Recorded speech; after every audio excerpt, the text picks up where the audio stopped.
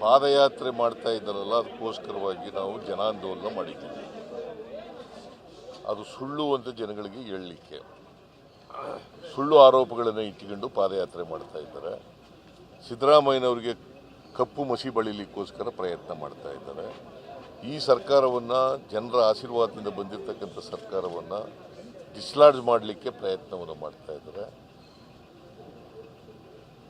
ಅವರು ಸಿದ್ದರಾಮಯ್ಯನವರಿಗೆ ಕಪ್ಪು ಮಸಿ ಬಳಿದು ಅವರನ್ನು ರಾಜಕೀಯವಾಗಿ ಅಳೆದರೆ ನಮಗೆ ಅನುಕೂಲ ಆಗ್ತದೆ ಅಂತೇಳಿ ಭ್ರಮೆನಲ್ಲಿದ್ದಾರೆ. ಅವರ ಹಗರಣಗಳು ಬೇಕಾದಷ್ಟಿದ್ದಾವೆ. ಅವೆಲ್ಲನೂ ಕೂಡ ಎಕ್ಸ್ಪೋಸ್ ಮಾಡ್ತೀವಿ ನಾವು. ನಿನ್ನೆ ಕೆಲವು ಹೇಳಿದ್ದೀನಿ, ಇನ್ನೂ ಕೆಲವೆಲ್ಲ ವಿಚಾರಣೆಯಲ್ಲಿದ್ದಾವೆ. ಅದು ವರದಿ ಬಂದ ಮೇಲೆ ಅವ್ರ ಮೇಲೆಲ್ಲ ಯಾರ್ಯಾರು ತಪ್ಪಿತಸ್ಥರಿದ್ದಾರೆ ಅವ್ರ ಮೇಲೆಲ್ಲ ಕ್ರಮ ತಗೋತೀವಿ. ಕುಮಾರಸ್ವಾಮಿ ಇರ್ಬೋದು, ಯಡಿಯೂರಪ್ಪ ಇರ್ಬೋದು, ವಿಜಯೇಂದ್ರ ಇರ್ಬೋದು, ಆರ್ ಅಶೋಕ ಇರ್ಬೋದು, ಎಲ್ಲರ ಮೇಲೂ ಕ್ರಮ ತಗೋತೀವಿ.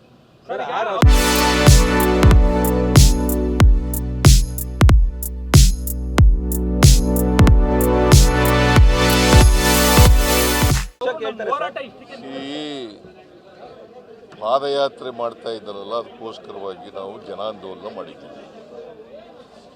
ಅದು ಸುಳ್ಳು ಅಂತ ಜನಗಳಿಗೆ ಹೇಳಲಿಕ್ಕೆ, ಸುಳ್ಳು ಆರೋಪಗಳನ್ನು ಇಟ್ಟುಕೊಂಡು ಪಾದಯಾತ್ರೆ ಮಾಡ್ತಾ ಇದ್ದಾರೆ.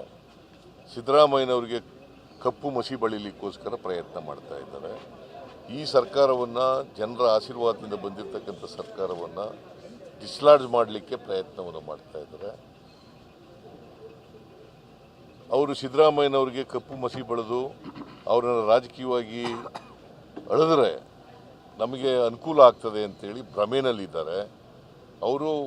ಅವರ ಹಗರಣಗಳು ಬೇಕಾದಷ್ಟಿದ್ದಾವೆ. ಅವೆಲ್ಲನೂ ಕೂಡ ಎಕ್ಸ್ಪೋಸ್ ಮಾಡ್ತೀವಿ ನಾವು. ನಿನ್ನೆ ಕೆಲವು ಹೇಳಿದ್ದೀನಿ, ಇನ್ನೂ ಕೆಲವೆಲ್ಲ ವಿಚಾರಣೆಯಲ್ಲಿದ್ದಾವೆ.